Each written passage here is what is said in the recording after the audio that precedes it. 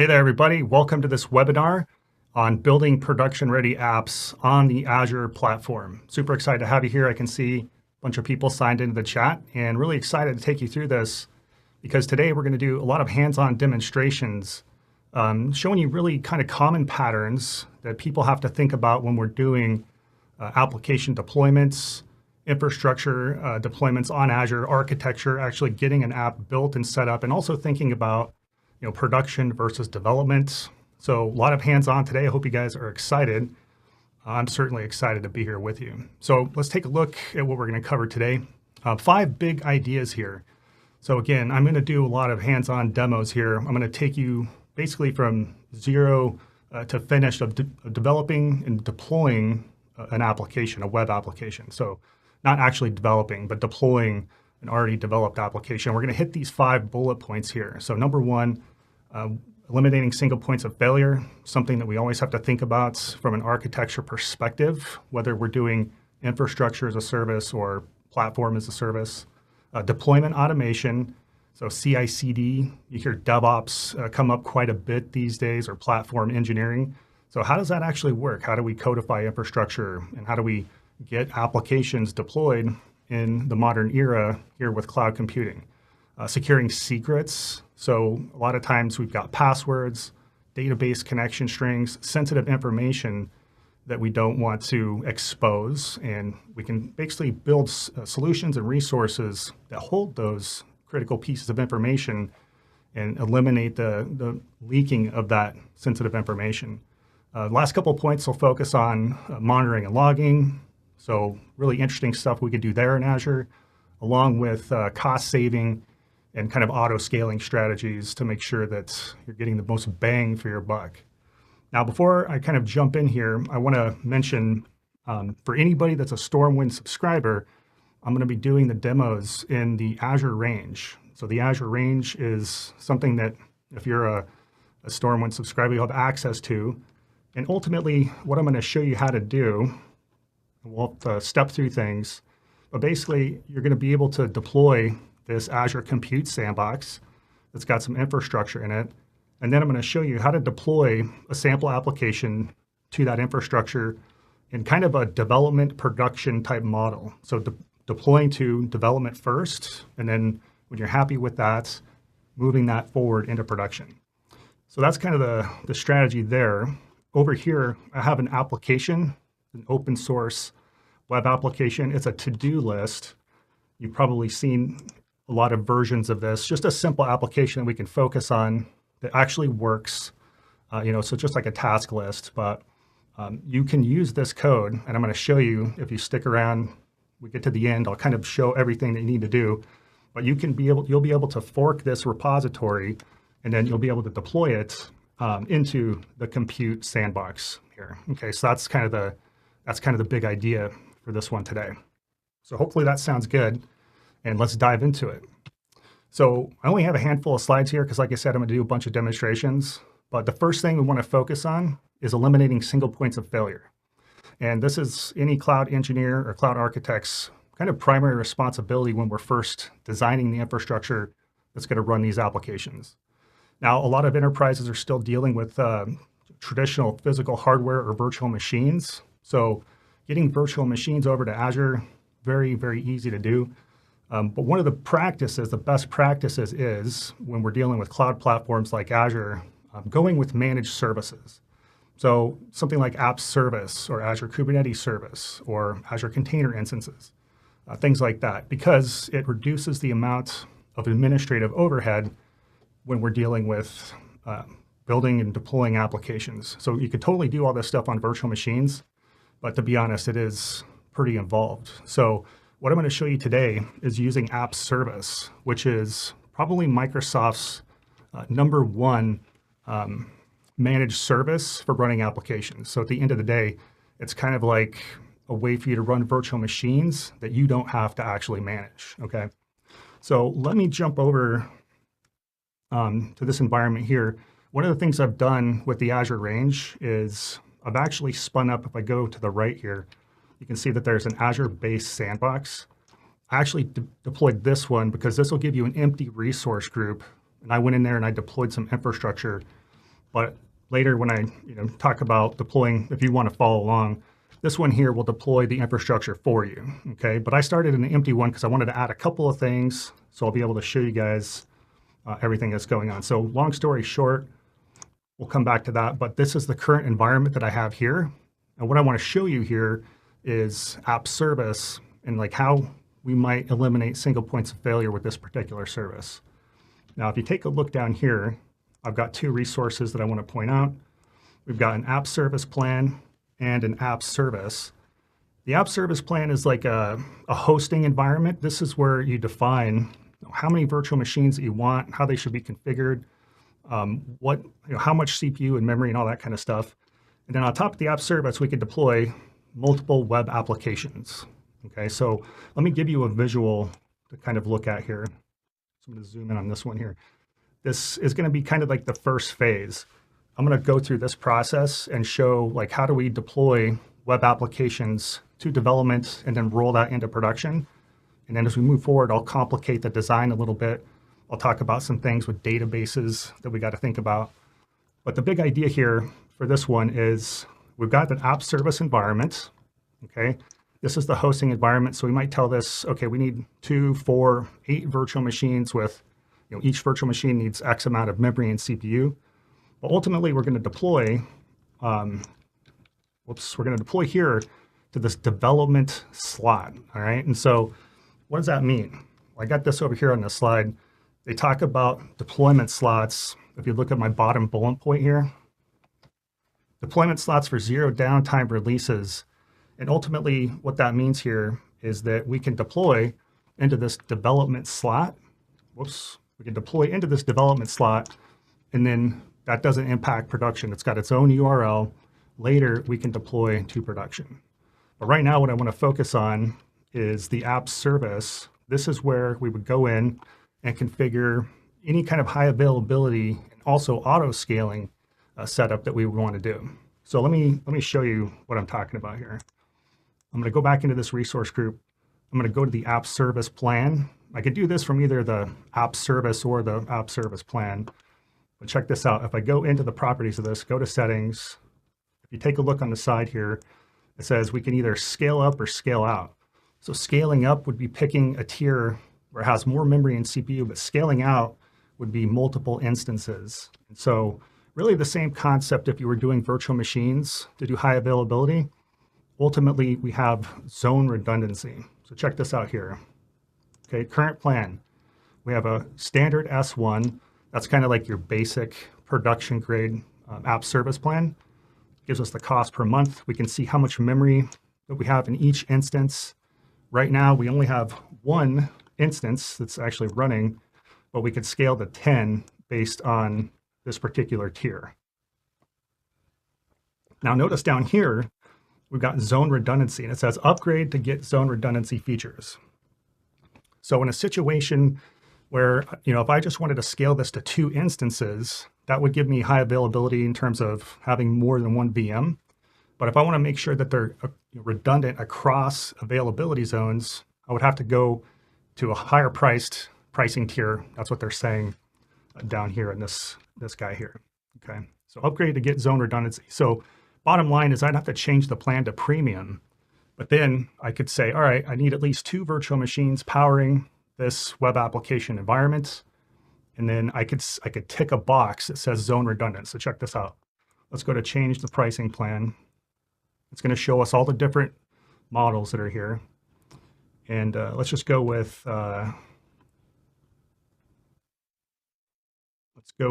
this guy here.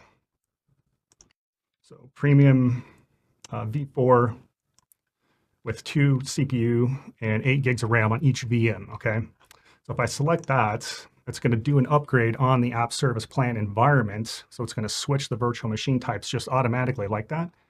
And you can see that now we've got, actually more memory than I was expecting. So 8 gigs of RAM in those virtual machines. But now if we take a look here, we now have a checkbox for zone redundancy. Minimum of 2 instances required. There's a button down at the bottom where we can scale out manually to say, all right, I want 2 or 4. There's also an automatic auto scaling feature as well. But what I'm showing here is important because whether you're doing virtual machines, app service, Azure Kubernetes service, or what other managed service that might exist, this concept of zone redundancy, it always comes up when we're talking about high availability. Even if you're working with something like Azure Storage, zone redundancy gives you that ability to use different zones, which are technically distinct physical data centers within a region. So I've deployed this infrastructure into West US 2, and West US 2 has 3 availability zones. Those zones are actually physically distinct data centers. So if I check zone redundancy here, if I actually put a check mark on that, it's going to make sure that when I go to 2 instances, it's going to put them in different data centers within the same region, which is pretty cool. Okay, so I'm not going to do that right now, but if I were going to do that, I would come down here, I would change this to 2, and then I would just click on save, and then it's just automatically going to deploy the infrastructure. Cool thing about managed services is I don't have to do any patching or backups. It's all built in to this managed platform. And whether I'm a developer or a systems engineer, this makes my life a lot easier, okay? Now, one other thing I want to point out here is that the app itself, right now I've only got essentially the app service and then 1 web app. So we want to build deployment slots for development releases, okay? So this is a very common pattern. It comes up on a lot of the Azure certifications. So if we've got people interested in doing Azure certifications, AZ900, AZ104, the developer certification, I think, is AZ204, AZ400. This concept of doing slots and then pulling these releases into production, very, very commonly covered. All right, so ultimately, at the end of the day, what I'm getting at is I can create a custom domain. I could register a custom domain in Azure, use one I already got, make sure that's pointed at my production web application, and then that's the whole idea with these zero downtime deployments. The users are always going to something like, in this case, cyberelements.com.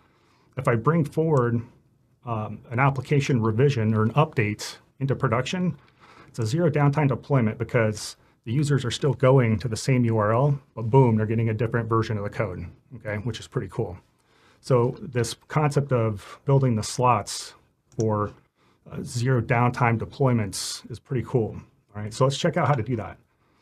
Go back to the resource group. So remember, there's only 1 app service right now in terms of an app, right? So we want to create a second version for development. It's very simple how to do this.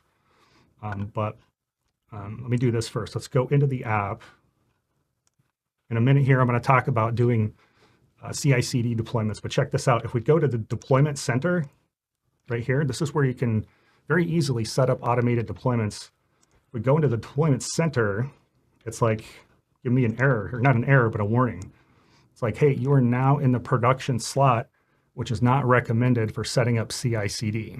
So we want to create that slot for development. We want to make sure that we're only deploying to development, not straight to production, especially not on a Friday afternoon, right? So let's go back. What I'll do here, actually, here you go. See where it says deployment slots? That's where I can go in. There's a couple of ways that I can get to this, but I can get to this from here as well. So I'm going to come in and add a slot. And essentially what this is going to do is this is going to give me the ability to create a new slot here. So what if I type dev as the name? It's going to take the actual built-in URL that Azure is giving us, just tack on this word dev to it. Remember, for production, we can use our own custom domain that aliases this, right? But watch, I'm going to go ahead and click add. That's going to create that second slot. And then essentially what we're going to end up having here is a situation like this, where we've got the production slot, we've got the development slot, then we'll do automated deployments into development. So it takes a couple seconds for that thing to build. You can see here that it's still kind of working on it. So let's give it just a second to see what happens. All right, and then we get an indicator that says that it's done. Now, one thing that's kind of cool about this, check this out. We can see that we've got the implicit production slot. That was the first web app. Now we've got this second web app. Well, one of the things that's kind of interesting over here is you could control the amount of traffic that flows to both of these. So notice by default, we're doing 100% of the traffic to production. But if we wanted to, we could say like, all right, we just released a new version into the development slot. So let's send 30% of the traffic over to development and everybody else over to production.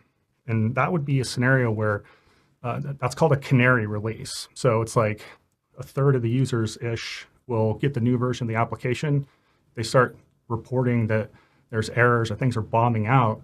Then we can go like, oh, whoops, something's not right, and then swap it back. So rolling back is also something we can do very easily in that scenario. And that's something that's pretty common for doing production type deployments. I'm actually going to discard that change. Now, kind of going to the next step here, I want to talk about deployment automation. So there's a lot of different CI/CD systems that people can use to do automated releases or deployments to Azure. You can deploy the infrastructure you need, deploy the application on top of it. You know, there's a lot of different platforms out there, Azure DevOps, all kinds of different third-party ones. GitHub has been purchased by Microsoft several years ago. Microsoft has brought in a lot of the capabilities of Azure DevOps and those services, and they're into GitHub Actions. So with GitHub Actions, we could do infrastructure as code deployments to deploy the actual infrastructure. In fact, that's what we do with the Azure range. So when you go in there to start a sandbox, it's just using an ARM template, an Azure Resource Manager template to do the deployment.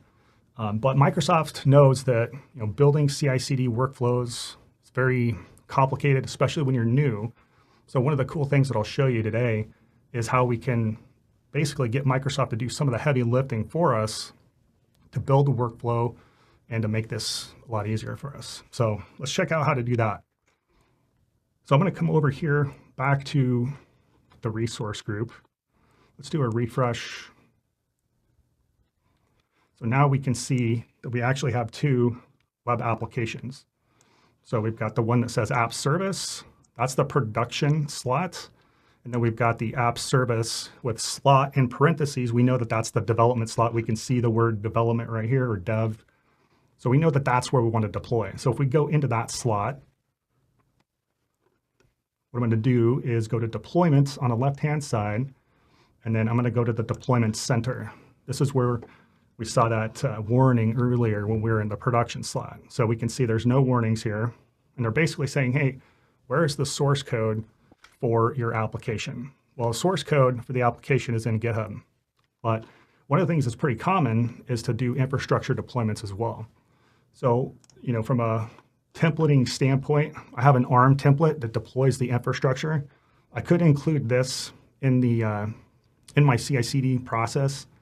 Notice like this one particularly that I've got, if we go into resources, I know this is JSON, so it's kind of hard to look at, kind of hard to read.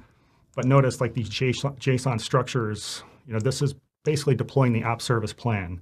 That's one JSON object. And then there's the website and all those kind of things. So in a declarative model, we can deploy the infrastructure. I'm not doing that in this one. I just wanted to kind of mention that. It's totally possible to templatize your infrastructure as code for everything you're deploying to. So there may be scenarios where you stand up a new environment, deploy code to the new environment, and then do, send people to that new environment on completely pristine, brand new infrastructure. I'm not doing that in this case. I'm just going to be deploying to a development slot that's completely isolated from production. But that's something that can be done. You can totally do that. And I could put the infrastructure code right alongside my application code in the same repository. Okay, so what I'm going to do here though is I'm just going to use that repo that was pasted into the chat earlier, and then I'm going to go and pick out GitHub. Did notice a message in the chat that says, can you specify which users? Yeah, you can do that. Once I set this up, I'll circle back to that, but we can set up authentication. And then just like the authentication prompt you get when you go to sign into any Microsoft property, Azure or M365, you get the same authentication experience. So for enterprise application, this is really good because it supports all the languages and frameworks that you might use in the enterprise, but then you can use Microsoft's authentication platform and Microsoft Intra to authenticate people. So yeah, great question. So let's go in here. Notice all the different CI/CD options that we get, Azure repos, local Git, all that kind of stuff. We're going to do GitHub. Okay. I'm going to pick GitHub here, and it's defaulting to my GitHub account. So I just have a free GitHub account, and that's That's what I've already signed in here. So essentially, when you get into this screen, as long as you've got a free GitHub account, you're already signed into GitHub, it'll just configure it. It'll create a token in the background, and then you'll be able to essentially pick your name from the list, your GitHub name. And in my case, I've got a repository called To-Do List App. And that's in the chat if you're looking for that, if you're following along later. And then I'm doing the main branch here. So, I'll come back to branch just a little bit in a second, but essentially I only have one branch that I'm interested in right now in this repo. But notice this, it's going to say workflow option, and it says, hey, add a new workflow to the repository. So essentially I'm giving Azure permissions to go into my repository, create a YAML file that builds the whole CI/CD pipeline, and then it'll just set up continuous deployments right into this development slot, which is insanely cool, right? It's like I don't have to write the YAML or anything. Now I can, so if I'm really picky about how things are done, I can do this all manually. Notice there's an option to use an available workflow. So if you want to build one first, use that instead, that's an option. This is really cool though when you're learning this stuff from scratch, because it just builds a boilerplate one, and then you can go on and kind of dig deeper from there. Okay, so I'm going to pick all those options. Down here, this is saying that it's going to create essentially a managed identity in Azure for us to be able to go to GitHub and get the information. So I'm just going to let it do that, and then come up here and click on Save. All right, so now, while that's doing its thing here, check oh, there we go. We see a save on the top right. Now I'm going to go back over to GitHub. Check this out. If we do a refresh here, check this out. We see now that we've added a GitHub Workflows item into the repository just now. So Azure did that on our behalf, and it's building the workflow.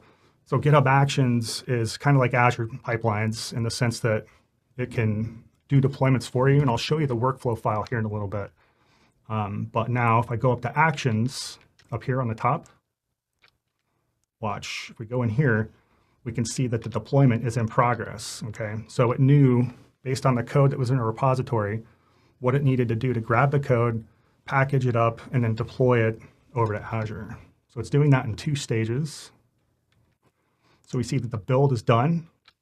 So the build process is like the process of getting the code out of GitHub, running any unit tests from a developer perspective that we might have on the code, building it as an artifact. You can see down here, a build process essentially does all the things that I just mentioned. You can add as much as you want into that process, but then it packages into an artifact that can then be deployed by the next stage, which is what's happening here. So in a CI/CD situation like this, in a DevOps situation, you might have multiple stages. You might deploy to a completely isolated development environment first, take the artifact after testing and development, then maybe do a manual deployment to production. That's a pattern that some teams will do. But now we can see that they're both green, right? So that's kind of cool. So let's go back over to the Overview tab. Up on the top right here, we've got the development URL, all right? So default domain, it just gives you this default one by default. You can use completely different domains if you want to, but let's navigate over to this. I noticed when I was testing this earlier that it was taking a minute the very first time that I opened the application, and then from there it's just really fast. So if you're following along and it spins for a while, just give it some time. But you can see here that it's say like do the dishes, watch training video. You get the idea, right? Walk dog. There we go. See, it's like totally functional, works great, all that kind of stuff, right? So we got this app in a very short amount of time deployed in an automated way. Let's take a look at the workflow file so you can kind of get an idea of what's going on. So I'm going to drill into that folder for workflows, go to the YAML file, and then I'm going to zoom in on this. I know I'm throwing a lot of code at you at this one, but that's kind of like how cloud is, right? Cloud is very much, kind of feels sometimes like things are kind of chaotic, and it kind of is just because there's so much stuff going on and code everywhere. a lot of times when we're doing these infrastructure builds. But I think it's really cool. So there's so much we can do. But anyways, Azure for us on our behalf created this YAML workflow, and it's just building out that CI/CD pipeline. So like on push to the main branch, that's kicking off the pipeline. So it's like a pipeline trigger, for example. I could have it to where, one of the very popular frameworks or kind of ways of working is to do a feature branch workflow, where we create another branch instead of just always committing to main. We work in a second branch, then we roll that in to the main branch in a very intentional way with code reviews and all that kind of stuff. So in production apps, a lot of times, this could be a trigger from a feature branch that later gets rolled into the main branch. But ultimately, that's kicking off the pipeline. And then we have our jobs defined down here. Notice this one's running on Ubuntu. So we have this concept of hosted runners.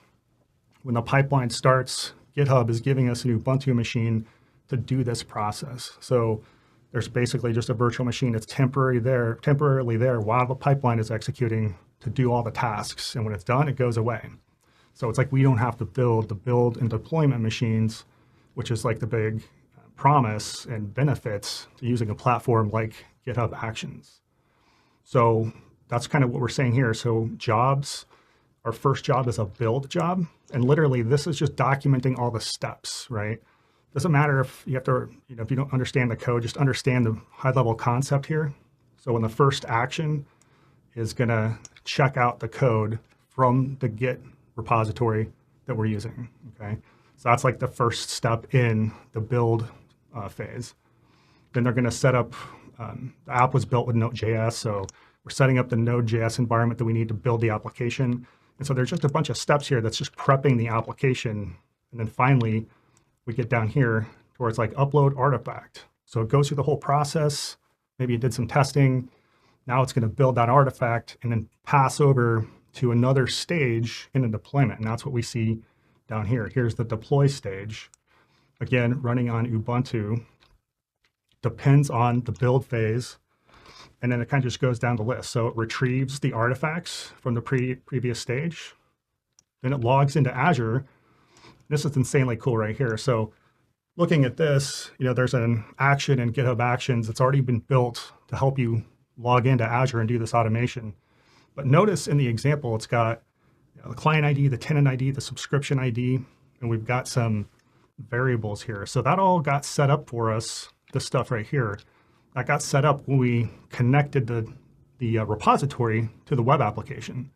So those credentials are the credentials that are being used to deploy to Azure. And then finally, the very last task or action is to deploy to Azure App Service, which is really cool, right? So check this out. If we go back over to our resource group, let's do a refresh. Notice down here, we've got this managed identity. So this managed identity is created when I made that relationship from the web app to GitHub.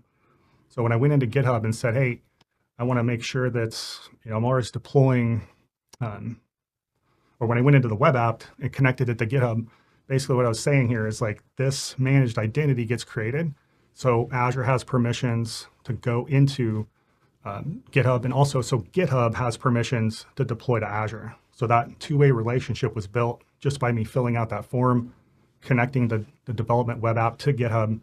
Again, I can do this all manually, but it's insane amount of steps. So that's kind of a high level.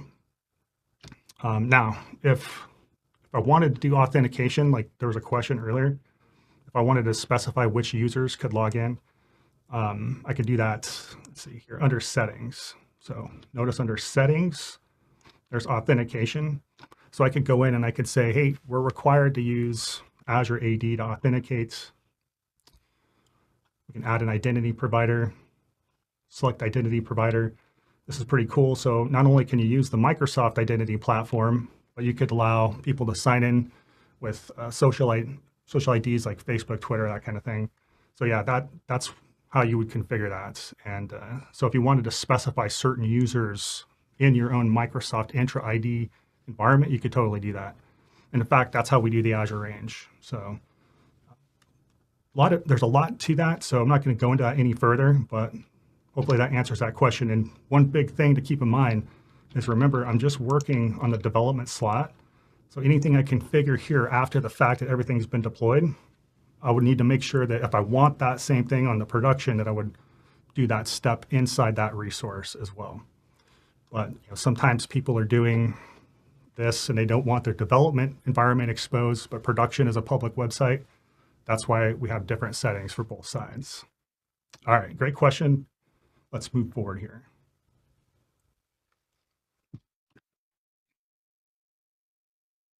So next thing I want to talk about here is securing secrets. So what I just showed you is kind of a really basic setup, right? We just got a web app. We don't really have a database layer.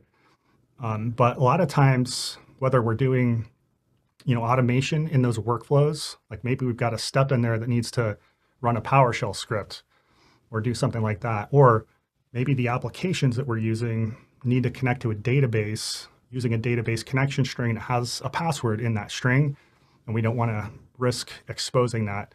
That's where the key vault comes into play. It's really interesting because we can eliminate hard coding those credentials in code, in scripts. Basically, we can get the secrets that we need dynamically from a key vault. All right. So one of the really cool things is with Azure, this concept of managed identities, like we just kind of saw a little bit ago. We can create managed identities in things like app service. So instead of me having to create a service account, they just allow us to build this managed identity really quick, and then we can delegate permissions to the managed identity and therefore give permissions to one service to another. So for example, I could give Azure App Service permissions to go to the key vault to get a secret out of there, right? Which is insanely cool. Also, if I'm using secrets, I can have multiple versions of that secret. So I can change the secret value, but everything else is still pointing to the same secret name. So if the secret changes, it doesn't matter because all the stuff I've got is pointing to a secret name that always stays the same. It's pretty cool. So let's take a look at what that would look like in a practical scenario. So let's say that, let me get out of the way here. Let's say that we take the architecture a step forward, and now we're really doing production versus development. So we've got a production database completely isolated from the development database. So, if we do schema updates on the development database, we update the code here. Before we roll all that into production, we have the opportunity to test that, make sure it works right. And, we don't want to necessarily be doing schema updates on the prod database without knowing if it actually is going to work. So this gives us the opportunity to really easily separate everything, right? So the idea is, let's say that we're working in development first, right? We've got this dev web app talks only to the dev database. And when the dev web app needs to go to the database and it needs a connection string with credentials in it, it can actually first go to the key vault and say, hey, what's the SQL connection string that I need? And then it'll be like, okay, here's the value. And then the web app can go to the database, and then we're good. And then the beauty of that is that not only do we able to kind of eliminate storing those credentials anywhere, but we've also got completely two different environments that have the same information in the sense of secrets, for example. So think about it this way: you're a developer, and you have a local development machine that you first do your initial testing on. Then there's the development environment for the IT team, and then there's production. So having different information at every spot creates opportunities to break stuff. But if I'm always using the same environment variable, like SQL, for example, I'm using the environment variable of SQL on my developer machine, maybe that resolves to a local SQL server on my machine. In development, we're also using the same environment variable, but now it points to the development database. In production, we're using the same environment variable, but that points to the development or the production database, excuse me. You see what I mean here? It's like we're always using the same information in the code. So it's like much less likely to break when we roll stuff forward. So that's kind of the idea here. And what we need to do is we need to give permissions to something like the development web application, give this a managed identity So it can go into the key vault and grab that information, okay? So check this out. This is really cool. Let me get back over here. Sorry if I was in the way there a little bit in front of the diagram. Let's do this. Let's go to the key vault here. And imagine I've got that SQL connection string, right? I would go over here on the left-hand side, go to objects. There's a few different types of resources we might want to store in here. Encryption keys. So if we're doing like our own encryption, we're using our own certificate to do encryption, we could store those here. Secrets like passwords and stuff, you would store in secrets. So if I come into secrets, I generate one. And let's say I call this one SQL, right? And then I put my SQL connection string in there. I could set an activation date, an expiration date. If I just leave it empty, it'll just be enabled forever. That's what I'm going to do on this one, but you can control that. So click on create. And so big idea here is now my applications can always resolve this particular secret to get the information. And if I create a new version, right? If I create a new version of the secret name is still the same, right? So going back to what I said earlier, it's just really powerful. So we're mitigating mistakes that would normally happen. So if we take a look at the Key Vault itself, notice that it's got a vault URL. And this vault URL is essentially, pointing at the idea that this is a web-based resource. So any system that we want to grab these secrets, it's really making an API call under the hood. So a REST API call. It's happening over a TLS encrypted connection. So it's like, we're not going to be able to get that password if we're sniffing the traffic or anything like that. But it is an API call. And therefore, we need to give permissions to something like app service to make the API call to retrieve the secret, okay? So this is a very common pattern used in Azure. This definitely comes up on a lot of the certification exams.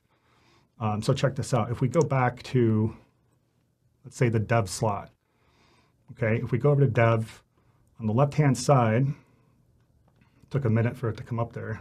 On the left-hand side, I want to go to identity. This is where I can generate a managed identity for this particular application. So check it out. I come in here, you say on, click on save. It's like, hey, you sure you want to do that? I'm saying yes, but notice it's like, we're going to register in Microsoft Entra ID that identity, okay? And then we can assign permissions essentially to this web application on other services like the Key Vault, okay? And it shows us here the object ID, all that kind of stuff, right? So now if I want development web app to be able to go to the vault, I've got that managed identity now, and I just need to make sure that the identity has the permissions to make that API call. Hopefully that makes sense. So here's what that would look like. Okay, so we go back over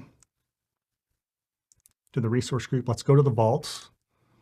And in the vault, I'm going to give permissions. So I'm going to add a role assignment. And I'm going to say, let me look for roles for the Azure Key Vault. I'm going to find this one way down here called Key Vault Secrets User. And you can see that in the description, it's going to be able to, any person or managed identity that's given this role-based access control role, they're going to be able to read secret contents, okay? So that's the one I'm going to pick. I'm going to hit next. And then I'm going to pick the managed identity for that user. So I'm going to pick managed identity, click on select. Under managed identities, I'm going to pick this option here. And notice that there's the dev slot, right? It says long website name / dev. So that's the actual managed identity that I want to assign permissions. Click on review and assign. And then we're in good shape. So now we've given the web app the permissions to read secrets out of the vault. So in a production development environment, one of the common questions is, should I have a vault for production, a vault for development? It really depends on the team's process and ways of doing things. I don't think that it's necessary because we're just retrieving information from the vault. We can have different secrets if we wanted to. The idea is to make it easy. So if I'm using the same secret in multiple places, that may resolve differently depending on where I'm at. So I'll show you an example of that. So going back to the idea that This is essentially a web API at the end of the day, this vault. If I come over here and show you this example here, this is the syntax I would use when I'm working with something like app service to reference that key vault secret, okay? So again, this isn't something you need to memorize, it's just the concept, right? So at Microsoft key vault, and then in parentheses, secret URI. So this secret URI is what I'm referring to, anytime like I've got something on my laptop and I've got the secret for SQL. Well, let me say it this way. A lot of times we do this with environment variables. So I have an environment variable called SQL. When I query that in memory, that points to my local database. But if I'm doing the same SQL environment variable in app service, that can point to my Azure SQL development database. So it's a way for me to contain or retain that consistency. So this is a way I could reference, like in something like app service, what secret I want in that variable. So check this out. We go back over to the resource group, and then I'll go to the development slot like we've been doing. On the left side, I'm going to go to environment variables, okay? So go into that, go to connection strings, because this is going to be for a database configuration. I'm going to click on add, and then I'm going to call this, simply just call it SQL. I'm going to paste in that value, which was the reference to the key vault, okay? And then I'm going to pick Azure SQL from the list here, okay? So let's go ahead and apply that. Click on apply, confirm.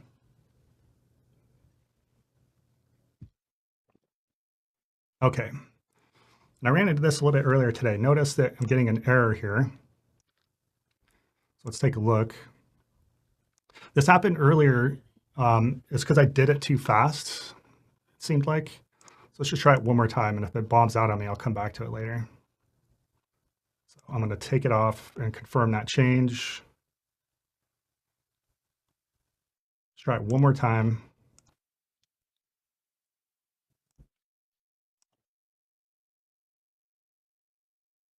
Just make sure that looks right. Okay.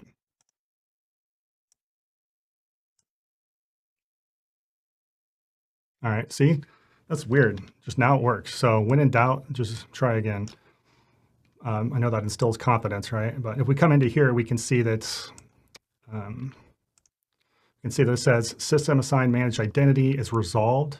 So really what this is telling us here is that app service through the managed identity was able to go to the vault, was able to get that SQL secret, and now in memory on the app service environment, if I have 2 or 4 servers or whatever it is, in memory, if those systems query the SQL environment variable, it's going to have the value that it needs.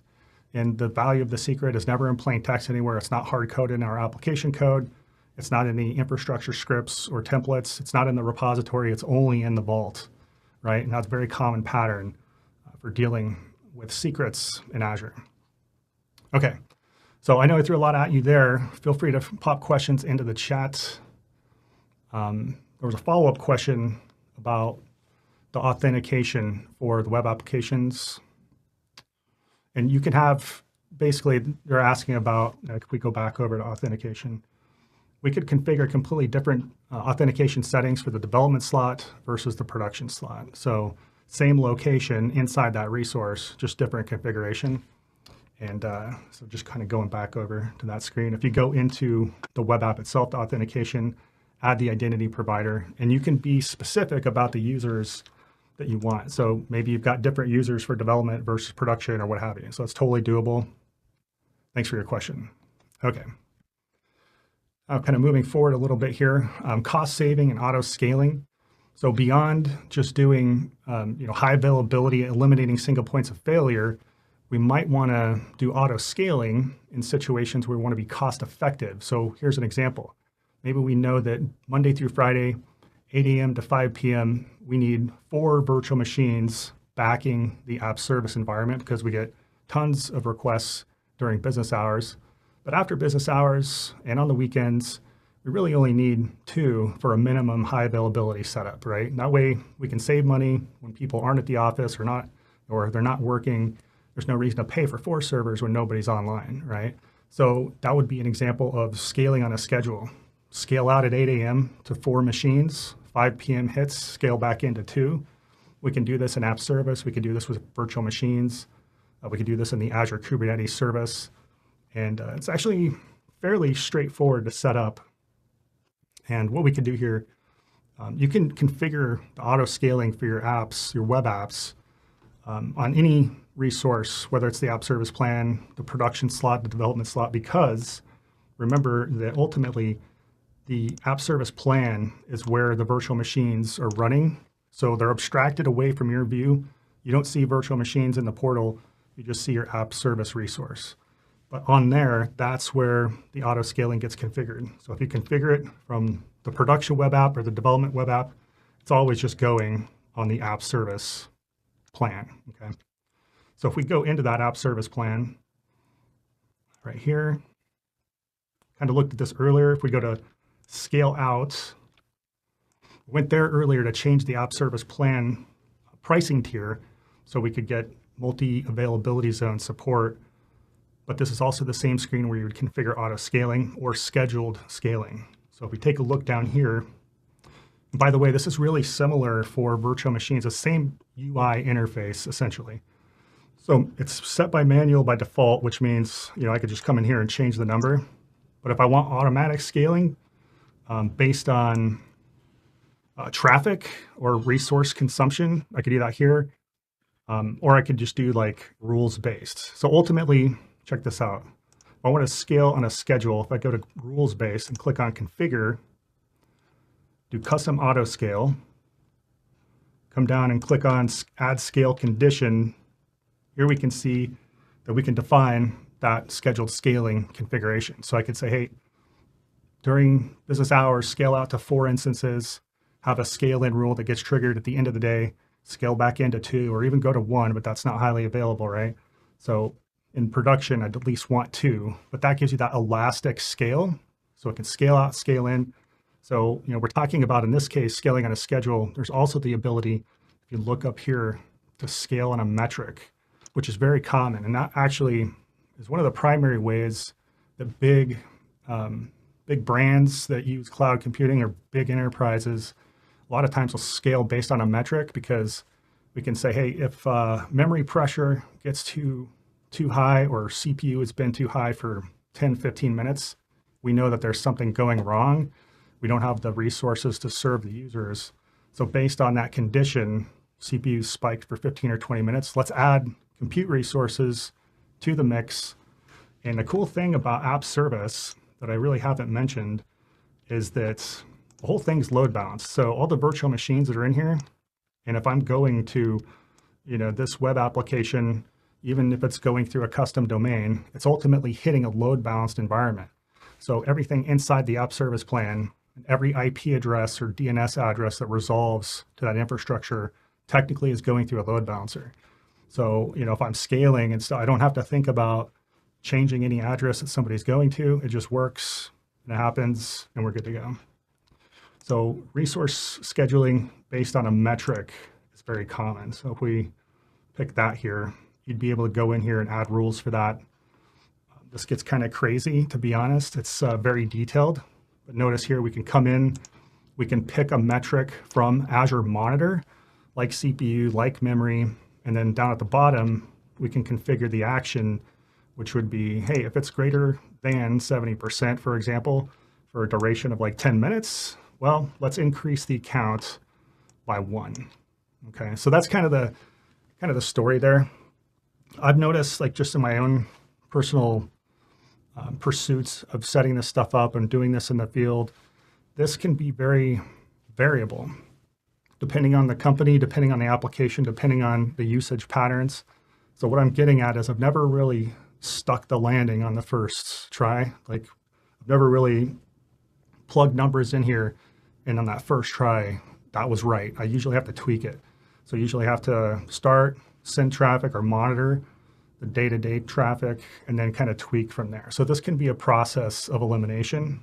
It can kind of, be a fair amount of work, but the fact that you can auto scale based on resource consumption is a big cloud computing pattern. And so really any of the core Microsoft Azure certifications you take, whether it's AZ900, the fundamentals, AZ104 for administration, AZ304 for architecture, all those core architecture ones are really going to challenge you to understand this concept, not necessarily maybe doing it at a granular level, very deep, but understanding a high level concept. Okay. All right, cool. So last thing that I want to cover here is monitoring and logging. So some of that we got into talking about monitoring and whatnot, but Azure Monitor is the place where those metrics were coming from. So like looking at CPU percentage being used, looking for memory, that kind of stuff. We could even create custom metrics. So if we have servers running virtual machines, and we've got applications inside those virtual machines, we can create custom metrics and say, hey, my specific custom app is behaving this way. We can send that information up into Azure. So it is possible. That's more of an advanced kind of scenario. But ultimately, with Azure Monitor, we can very easily create alerts. And if something goes down, we can get an email or a text message or even a phone call, I believe they have support for. And when it comes to doing web applications, like we've been looking at in App Service, doing the application performance monitoring with Azure is really, really interesting. So check this out. Let's go to like the production. This is probably something I would do on the production URL. So that's why I went to production. And so application insights is something that complements Azure Monitor. So remember, Azure Monitor is just looking at CPU utilization, memory, all that kind of stuff, network utilization for standard infrastructure. But if we're doing applications like web applications here in App Service, we can turn on application insights, which is an application performance monitoring solution. So we come in here and create that resource. Okay, and let me just show you one that I've already built. Let's go back over to home.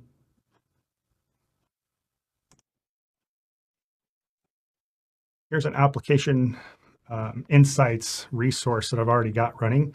And you can see by default, it's just tracking all kinds of really interesting information. Failed requests, server response time, availability. So there's tons of bells and whistles in application insights just by default by turning it on. So it'll be watching all the traffic and everything that's happening with your application. You can build alerts based on these metrics.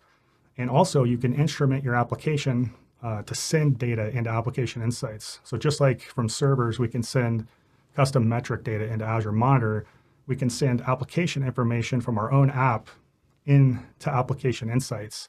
And so for example, in the code, we might have every time there's an exception thrown, log it, and it'll go up and it'll show up here in application insights. So when DevOps engineers or cloud engineers are troubleshooting issues with the app, we might actually be able to see that log information inside application insights, which is insanely cool.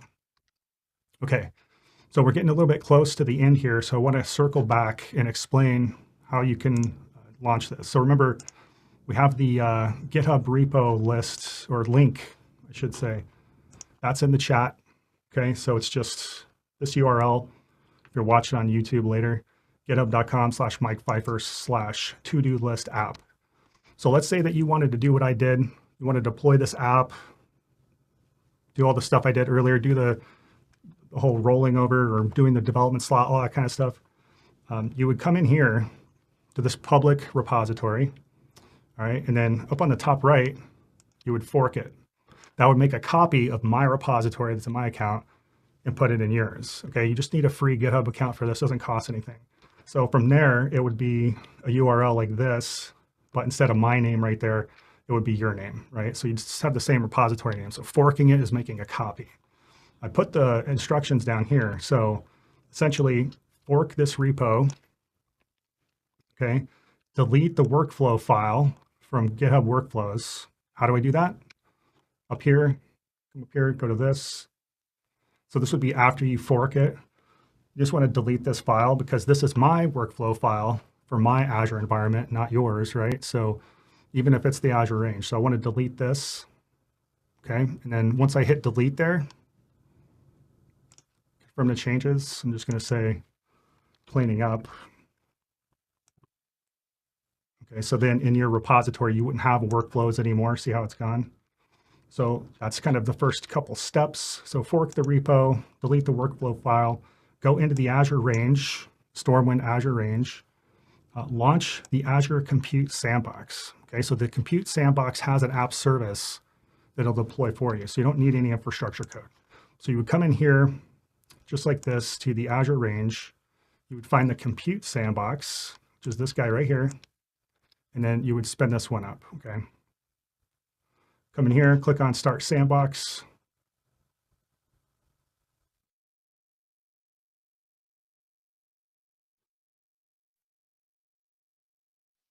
Drum roll, please. Everything worked there. And so notice that it's going to take about 3 minutes for it to spin up the infrastructure. But then from there, you can click on the link. You'll go straight into the resource group that has your app service plan. You can create a development slot for your web application. You can connect that web application, the development slot, to your GitHub repository. And then you can set up CI/CD with GitHub workflow. And you'll go through that process of getting the app up and running. And I think the last thing I didn't show here, let me go back.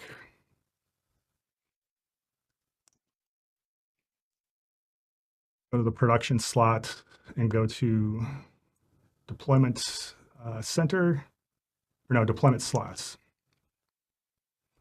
So how do we roll over, how do we roll into production, right? So we basically deployed code to the dev slot. How do we actually get that into production? Well, we just do a swap of the slots. There's an option in the screen I'll come back to in a second, but you just go in there, you click on swap. That'll bring dev into production, and it'll take production into the dev slot. If something goes wrong, you can swap back. So you go back to where you were seamlessly. And remember, this is all resolving to a load balancer at the end of the day. So when you do the swap, people are still going to the same endpoint. If it blows up on you and you want to roll back, you just swap it again, and then you go back to the previous version. So the way that works is you just come into this screen here. You can also do this from like the CLI or PowerShell. But you go to this option here and do a swap. So you come in and say swap, and essentially you're just taking the source of the development slots, swapping that with production. Okay, and that just takes a couple minutes when you click the button, start swap, and eventually it'll roll that version into production. It's pretty cool, right? It's insanely cool.